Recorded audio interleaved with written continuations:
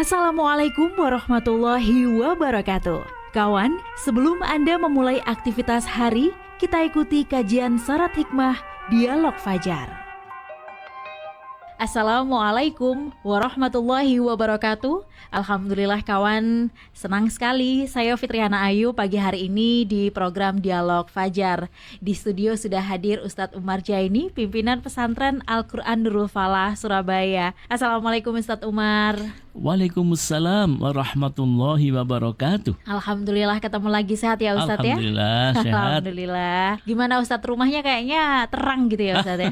Lampunya sudah dimatikan atau belum tadi Ustadz? Iya, ini anak-anak tadi itu. Iya, kalau pagi begitu mungkin lampunya sudah dimatikan, apalagi ini sebentar lagi mataharinya juga terbit begitu ya Ustadz ya.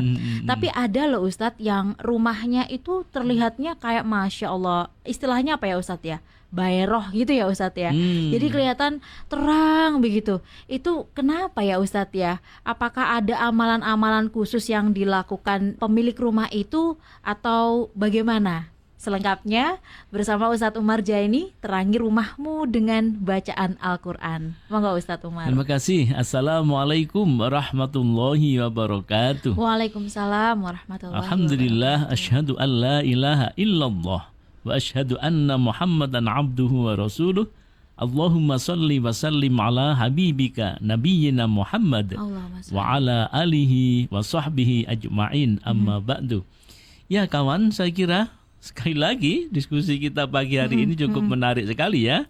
Ya, bagaimana rumah kita itu supaya bercahaya. Insyaallah, iya. Nah, apakah ada amalan-amalan atau yang perlu kita lakukan agar rumah kita itu bisa bersinar, bercahaya begitu kira-kira?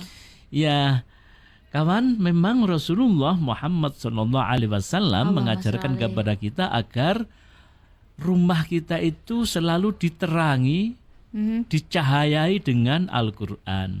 Nawwiru buyutakum biqiraatil Quran. Itu pesan Nabi Muhammad SAW. Nah, sebelumnya kawan, tentu kita mesti harus yakin dulu bagaimana Al-Quran itu sampai kepada Rasulullah dan kemudian menerangi bukan hanya kepada manusianya tetapi juga menerangi tempat tinggalnya. Pertama, mari kita kaji terlebih dahulu syarat Al-Quran. Di Al-Quran,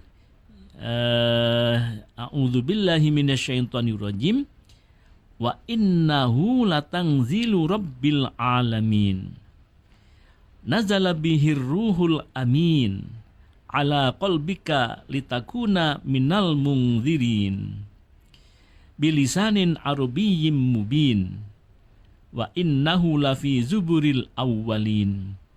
Nah, artinya begini kawan. Dan sesungguhnya Al-Quran ini benar-benar diturunkan oleh Tuhan semesta alam. Dia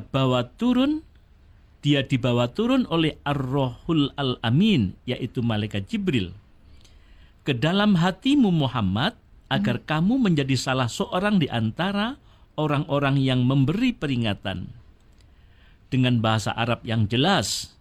Dan sesungguhnya Al-Quran itu benar-benar tersebut dalam kitab-kitab orang yang dahulu. Nah, itulah kawan yang menjadi keyakinan kita dalam Al-Quran, yaitu bahwa Al-Quran ini oleh Allah diturunkan kepada Rasulullah melalui malaikat Jibril, kemudian masuklah di hati, di relung hati Rasulullah Muhammad SAW. Nah, ini yang harus menjadi keyakinan kita.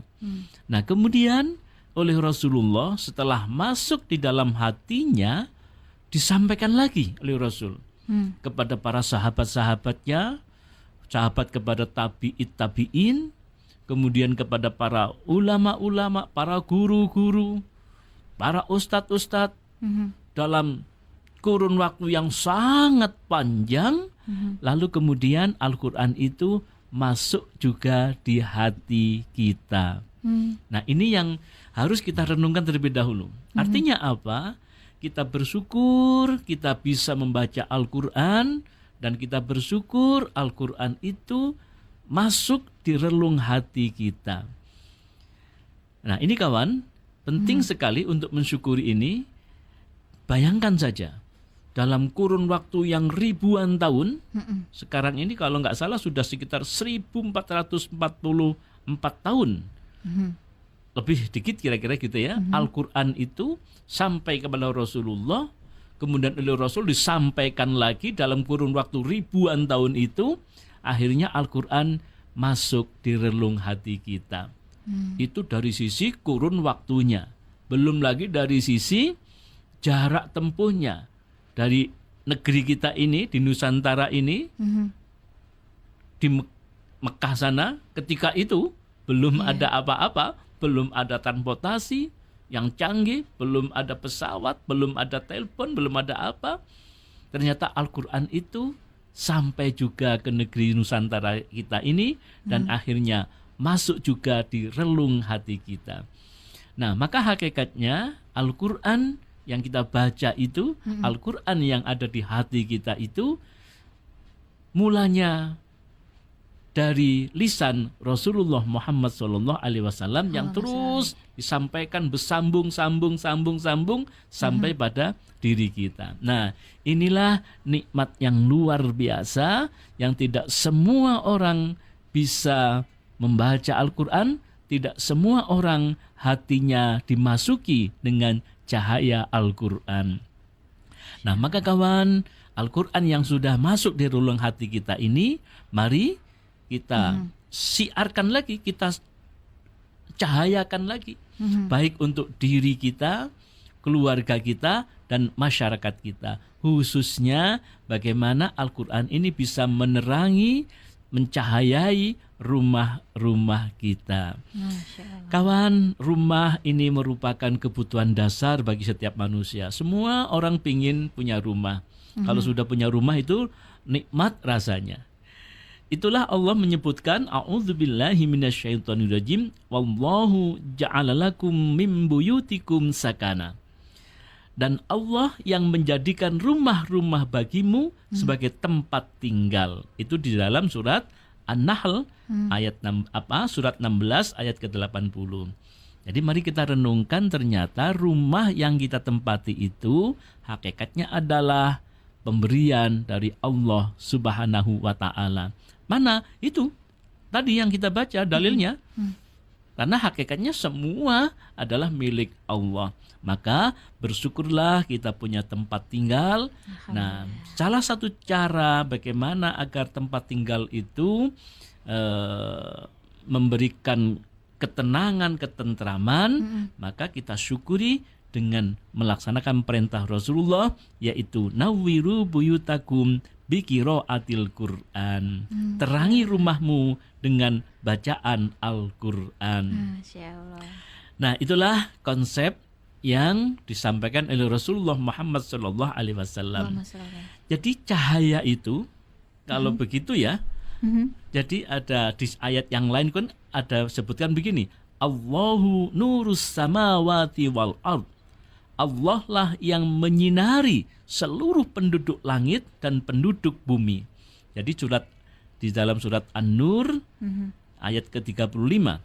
Nah, maka bagaimana agar rumah sebagai rumah tangga kita ini yang di situ ada orang tuanya, ada suami, istri, ada anak. Nah, di rumah itulah kita bercengkrama dengan anak istri kita. Di rumah itulah kita membuat gagasan-gagasan, merencanakan kehidupan. Di rumah itulah bagaimana melaksanakan keinginan-keinginan. Dan di rumah itulah kita bersama anak-anak kita merancang masa depan. Nah, bagaimana agar rumah yang kita tinggali itu senantiasa mendapatkan ketenangan, ketentraman, maka perbanyaklah baca Al-Quran. Masya Allah. Maka kawan, mungkin di antara kita ada yang masih belum bisa baca Al-Quran. Nah, gimana kita berusaha semaksimal mungkin untuk bisa belajar membaca Al-Quran. sekarang ini gampang loh untuk belajar Al-Quran, Iya. banyak cara-caranya dan di masjid-masjid sudah buka di Kelas-kelas gitu ya, Ustadz Umar ya. belajar Al-Quran. Nah, Rasul menyampaikan seidealnya itu menghatamkan Al-Quran itu setiap 1 bulan sekali. Masya Allah. Jadi 1 bulan sekali hatam, baca lagi, ulangi lagi. Ya Allah, begitu ya Ustadz Betul Umar ya. Jadi agar supaya rumah kita ini tercahayai dengan Al-Quran, maka sering-seringlah baca Al-Quran yang paling tidak minimal 1 bulan 1 bulan sekali, 1 hatam, kali ya. Masya Allah. Jadi one day one juz. Kalau 1 Masya juz Allah. 1 hari, maka insya Allah 1 bulan selesai. Masya Allah, 30 juz ya Ustadz. Sebenarnya gampang. Sebenarnya loh ya. Ya. Ya pagi dibuka habis sholat subuh 2 halaman. Ya. Nanti siang 2 halaman lagi, sore 2 halaman, malam 3 halaman, selesai sebenarnya. 1 hari 1 juz ya Ustadz. Sebenarnya Masya itu Allah. selesai sebenarnya. Cuman kadang-kadang kita ini banyak tergoda dengan yang lain-lain itu. Lalu Iya. Ustadz Umar, bagaimana dengan rumah yang di dalamnya itu istilahnya apa ya Ustadz, panas gitu ya. Mau pulang saja Masya Allah rasanya itu kayak aduh, padahal AC-nya banyak tapi ngerasanya nggak nyaman. Apakah itu juga penghuninya itu kurang mengamalkan bacaan Al-Quran atau bagaimana Ustadz Umar? Iya, ini kan masalah spiritual ya Mbak Ayu ya, masalah hati ya. Jadi yang bisa merasakan adalah hati. Jadi memang ada terasa sekali kalau kita masuk di rumah itu, kok gini ya rasanya ya. Itu pernah merasakan seperti itu? Pernah, iya pernah ya Ustadz ya. Kayak gersang gitu kan Iya. ya. Ya itu masalah hati gitu kan ya. Nah, kita tidak tahu apakah rumah ini mulanya ada apa begitu, kita nggak tahu juga. Tapi yang jelas memang Rasul menyampaikan ini harus kepercayaan kan ini Mbak Iya. Ya harus yakin kita Iya, bahwa cahaya itu ada 2. Cahaya yang sifatnya fisik dan cahaya yang sifatnya non fisik. Nah, Cahaya yang fisik ya Lampunya, listrik yang berapa wattnya rumahnya tinggi ya. megah, rumahnya Masya besar Allah. dengan lampu listrik, kemudian Iya, dengan pencahayaan yang sedemikian rupa. Nah, tapi itu kan cahaya fisik yang nampak di mata saja. Betul. Tapi begitu dimasuki itu ada rasa yang gersang begitu. Nah, ada yang rumah biasa-biasa saja. Ya dengan penerangan tentu saja juga, Ya. tapi begitu masuk itu rasanya maknyes gitu. Masya Maknyes, Allah. kok rasanya maknyes gitu ya. Iya. Nah, ini adalah hati. Nah, inginnya kan bagaimana secara fisik rumah kita itu juga terang benderang karena juga supaya memenuhi standar kesehatan gitu kan ya, pencahayaannya, kemudian sanitasi, ventilasi dan seterusnya itu kita penuhi secara fisiknya, tetapi kemudian secara non fisiknya agar rumah kita itu yang tadi saya sebut rumah sebagai tempat tinggal kita, anak, istri, bercengkerama dan seterusnya itu dari hatinya bisa sambung semuanya, maka perlu diperbanyak membaca Al-Quran. Betapa indahnya bapaknya baca Quran, mamanya baca Quran, anaknya baca Quran.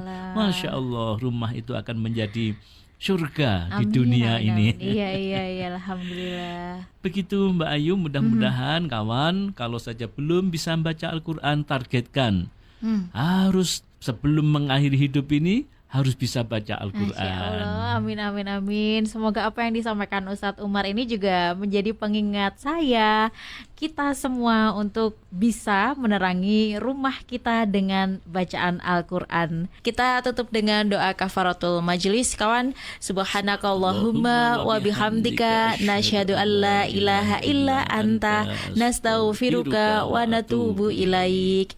Saya Fitriana Ayu dan juga Ustadz Umar Jaini pamit. Wassalamualaikum warahmatullahi wabarakatuh.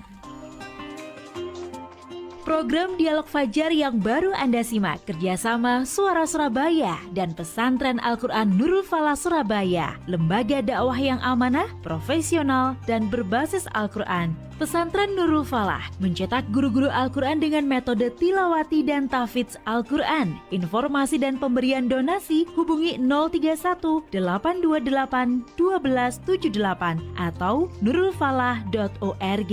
Wassalamualaikum warahmatullahi wabarakatuh.